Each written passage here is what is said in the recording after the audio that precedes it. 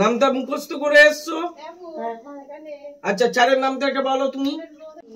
3 4 12 4 4 16 4 5 20 4 4 24 4 7 28 4 7 28 4 32 4 লাম 34 45 বাহ, very good.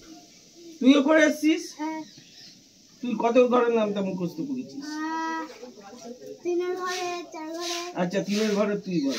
3 1 3 3 2 6 3 3 9 3 4 12 3 5 15 3 7 21 3 8 24 3 লাম 27 3 10 30। আজকের মতো ছুটি।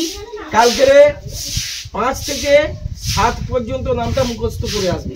ঠিক আছে, বাড়ি যাও।